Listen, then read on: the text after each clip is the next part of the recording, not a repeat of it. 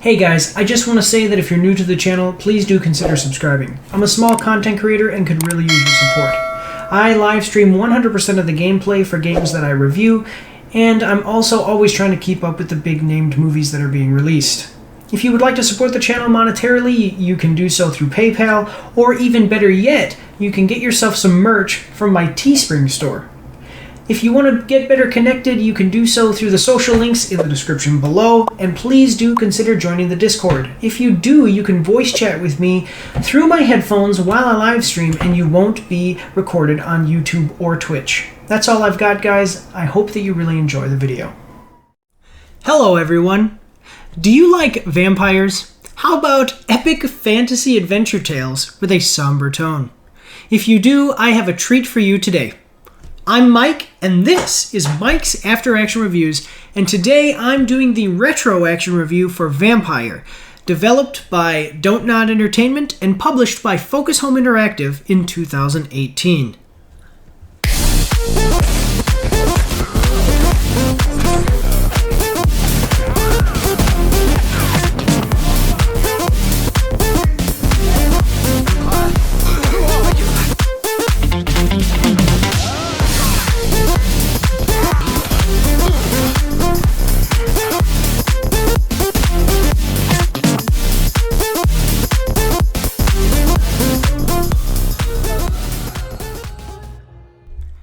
The story description for Vampyr from Focus Home Interactive's website is as follows. Cursed be the choice.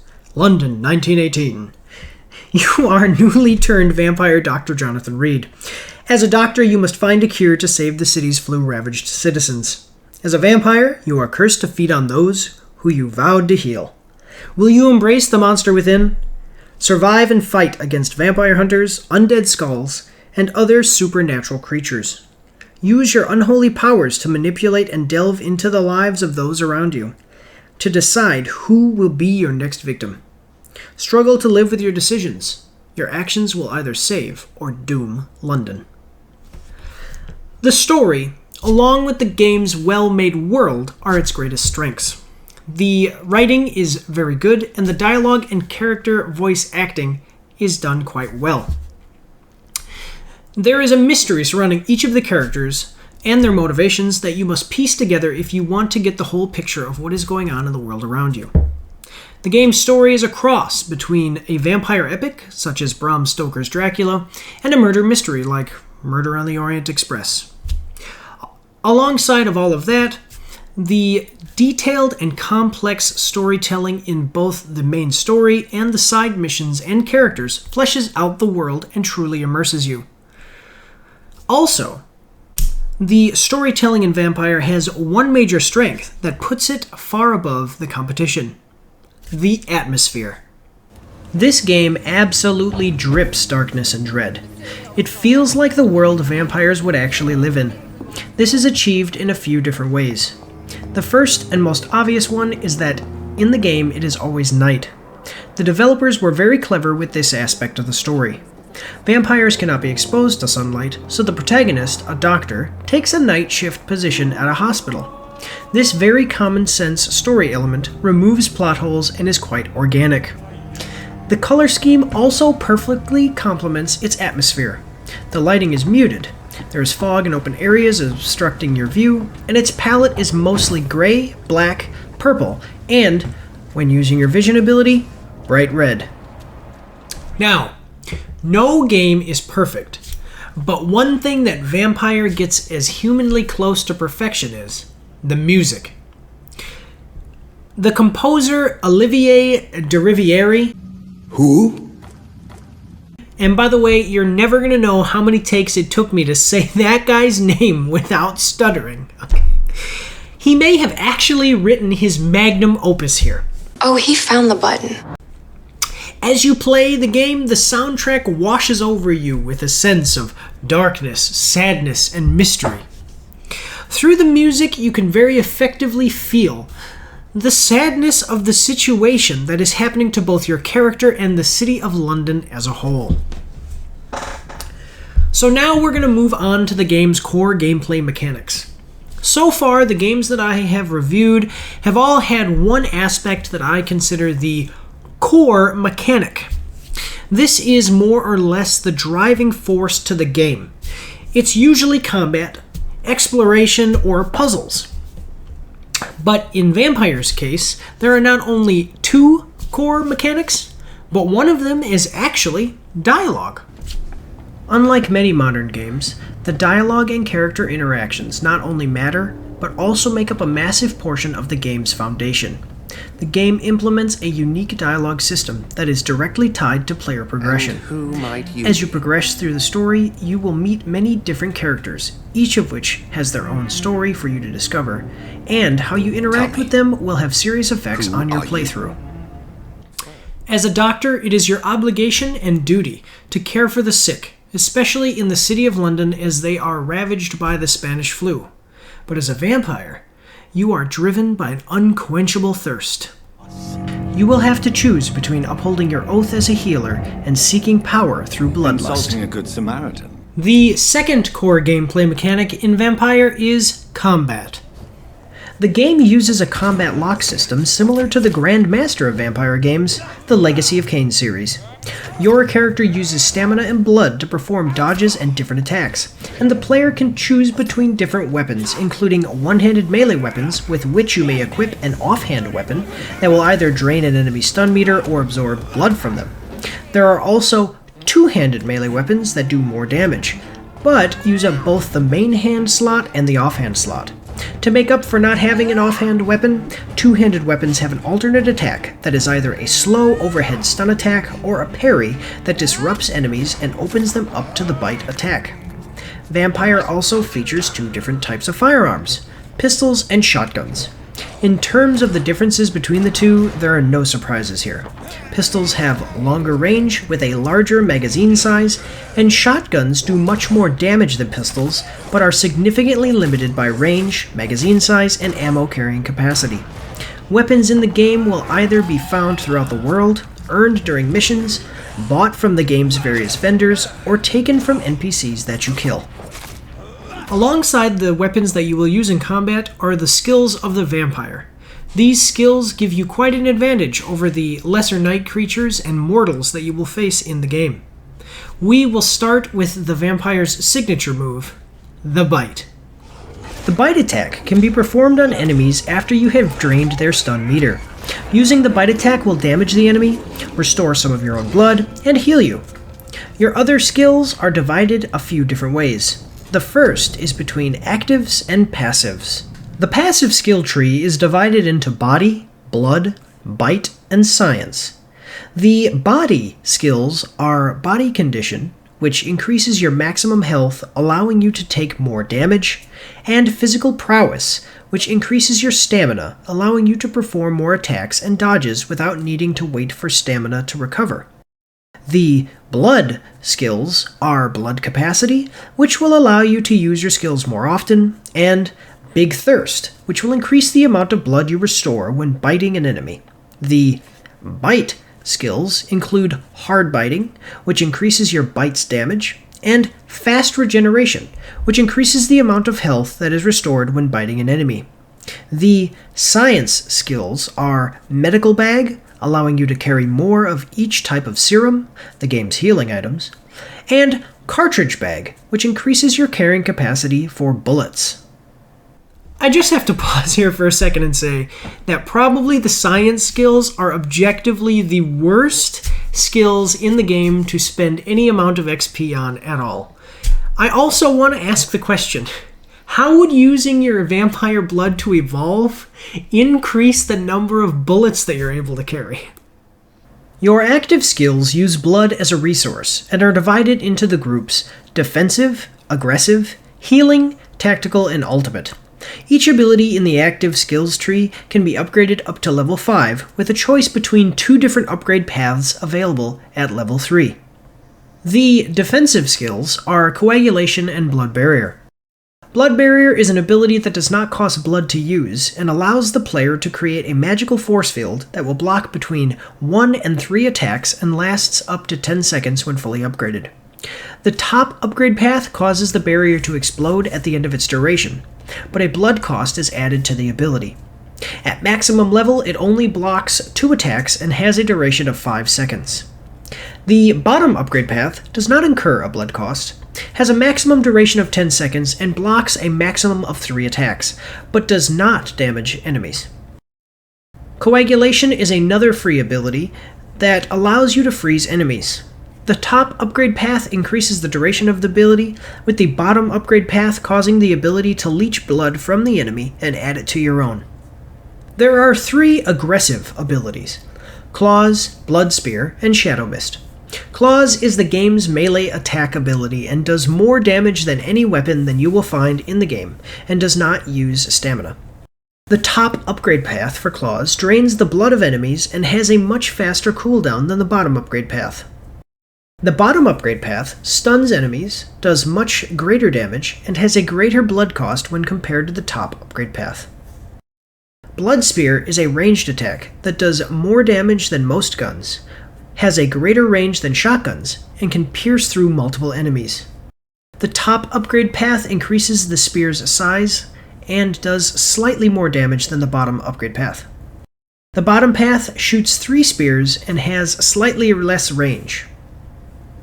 Shadow Mist is your area of effect attack. You place a shadowy pool on the ground under an enemy that explodes, hurting all enemies in the blast zone after a short time. The top path does not change the ability, but instead just increases its damage.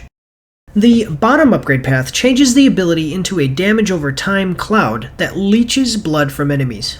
You have greater damage potential using the bottom upgrade path, but that is less likely due to enemies moving. There is one healing skill, Autophagy. The top build path has health regeneration over time and a lower cost, with the bottom path healing instantly and having a lower cooldown.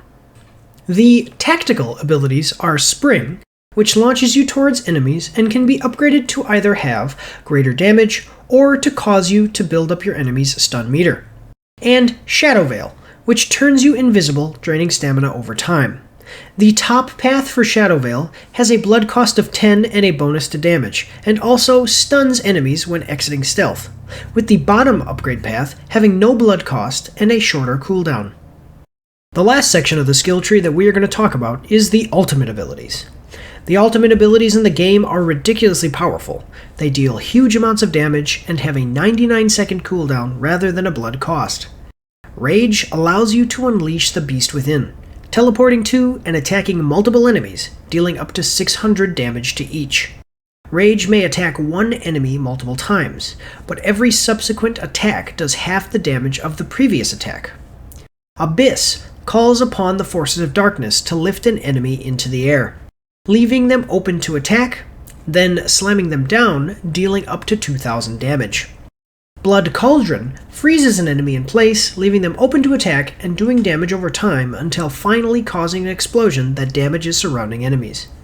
The ability does up to 2,215 damage, 915 of which is area of effect damage.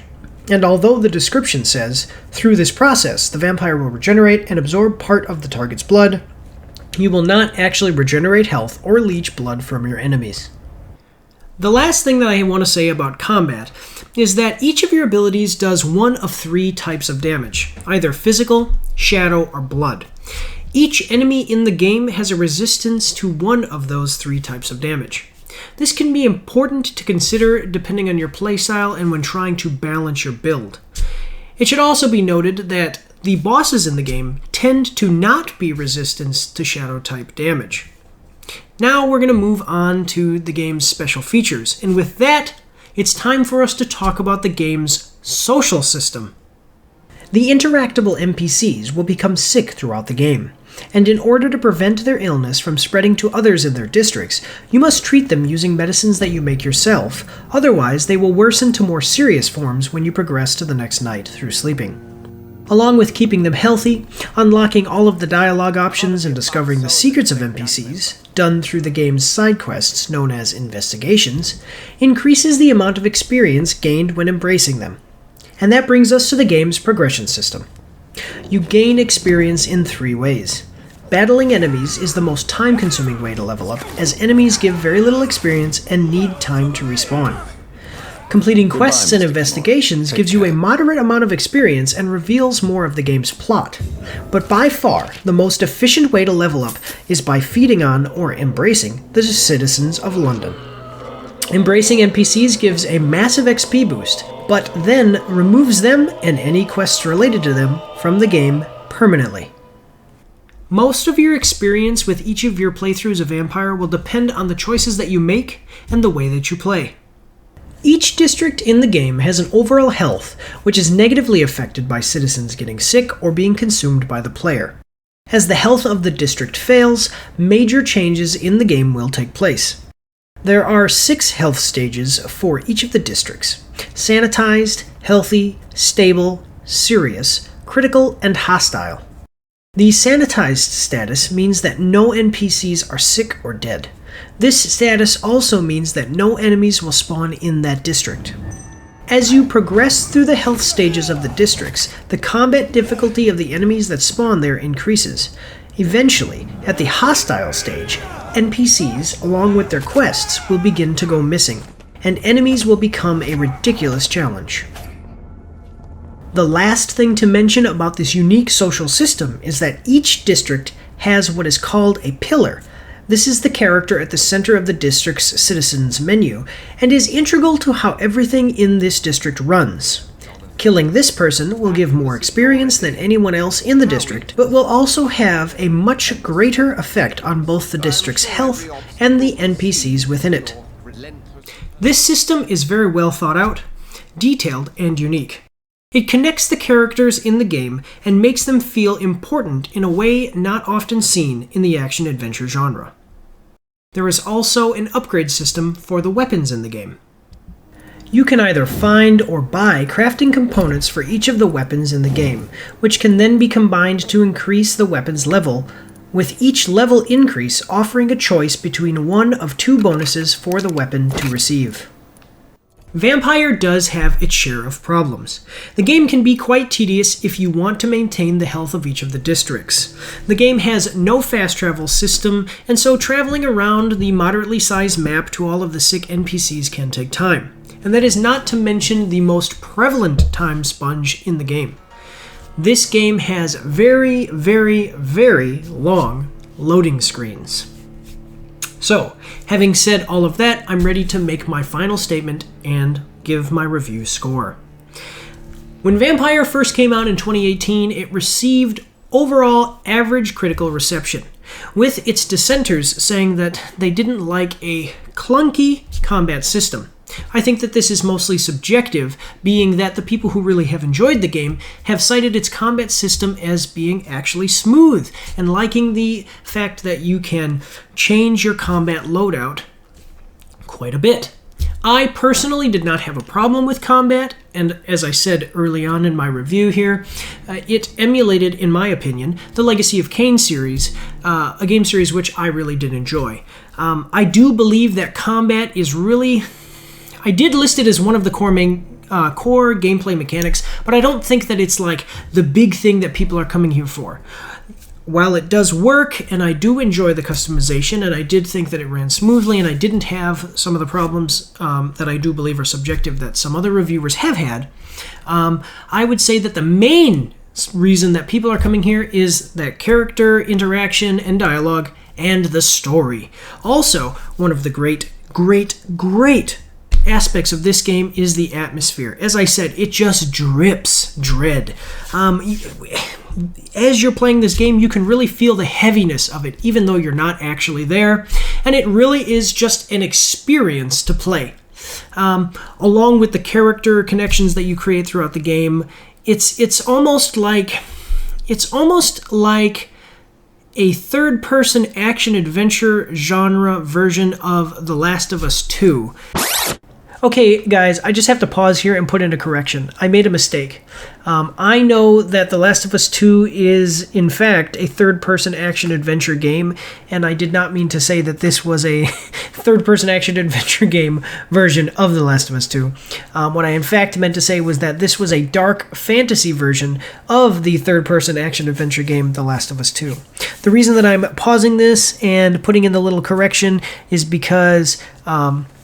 I really liked the take that I made here, and in order to maintain the integrity of my reviews, when I do the last section, the final statement and review score section of the reviews, I do them with no edits, so I would have to redo the whole take, but I really did like the way that I said this, and it is completely unscripted, so I'm basically improving what my reviews, not what the review scores are, but what my final statement is in every video. So in order to avoid messing that up, I just figured I'd put a little correction in here. So here we go, continuing on. In which you're more playing a movie than you are a game. For all of these reasons, I'm going to give this game a rating of excellent. I hope that you guys really enjoyed this video. Thank you all for watching. God bless you all, and I'll see you on the next one.